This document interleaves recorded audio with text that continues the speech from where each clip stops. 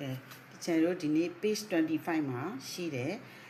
ဒီပုံလေးကနေပြီးတော့ h ရှာခိုင်းတာလေးကိုချဲတို့အဲ့လေးကိုတွက်ကြမယ်နော်ကဲအဲ့ဆိုဒီ channel တူဒါလေးကိုကြည့်အောင်ကဲဟုတ်ပြီသူကမေးခွန်းမှာမေးထားတာကဘာမေးထားလဲဆိုတော့ O ဘဟုရှိသောဆက်ဝိုင်းတွင် PA နှင့် PB တို့သည်1တိမြင်းများဖြစ်ကြသည်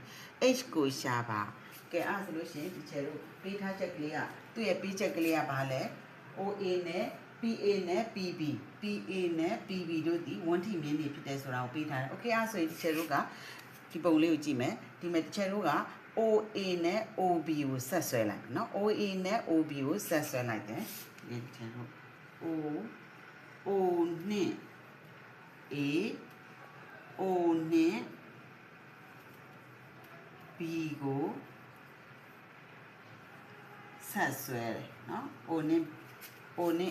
နဲ့ B ကိုဆက်ဆွဲလိုက်တယ်ဟုတ်ပြီအဲ့ဆိုလို့ရှိရင်ဒီချေတို့ကဘာရမလဲ AB မြင်းမတ် OA နော် AB မြင်းမတ် OA နဲ့နောက်တစ်ခုကဘာရမလဲ BP မြင်းမတ် OB BP မြင်းမတ် OB ဆိုပြီးတော့ရမယ်โอเคဟုတ်ပြီအဲ့ဆိုလို့ရှိရင်ဒီချေတို့ဒီပုံလေးကိုတစ်ချက်ကြည့်လိုက်ဒီမှာဆိုလို့ရှိရင်ဒီမှာဒီ O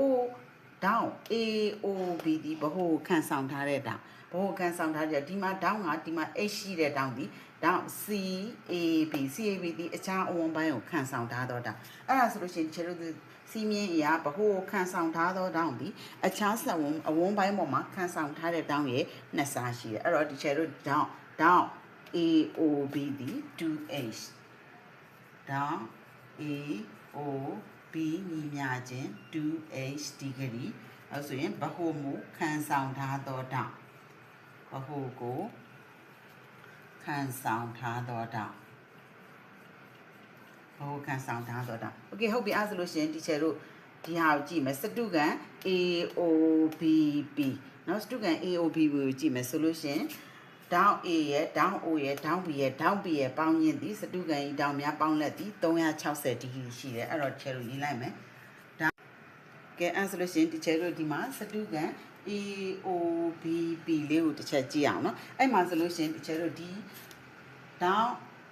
AOB ရဲ့ down OBB ရဲ့ down OAB ရဲ့50ဒီဂရီပေါင်းရင်းဒီစတုကန်ရဲ့အတွင်းတောင်ပေါင်းလက်360နဲ့ညီအဲ့တော့ရေးကြည့်လိုက်မယ်ဒီချဲတို့ down AOB အပေါင်း down OBB အပေါင်း down OAB အပေါင်း50 degree equal to 50 degree equal 360 degree စတုကန်ကြီးတောင်များပေါင်းလိုက်ကဲဟုတ်ပြီအဲ့ဒါဆိုလို့ရှိရင်ဒီချေတို့ဒီတောင်လေးဒီချေတို့ဒီ1ထိမြင်းပေါ်မှာဆွဲထားတဲ့အတွက်ဒါဒီ90ဒါဒီ90အဲ့တော့90 degree 90 degree အပေါင်း90 degree အပေါင်းဒီတောင် AOB လေးဒီ 2H degree အပေါင်းဒီတောင်ဒီ50 equal to 360 degree အဲ့တော့ဒီဟာပေါင်းလိုက်မယ်180 230 degree plus 2H equal 360 degree အဲ့တော့ကျတော့ 2H ကလေးကိုလိုချင်တော့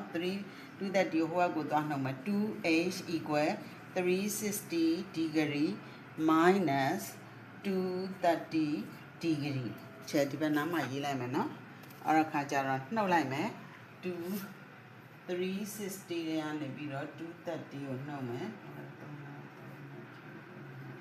130 degree ဒီဘက်မှာရေးလိုက်မယ် 2H equal 130 degree H equal 130 degree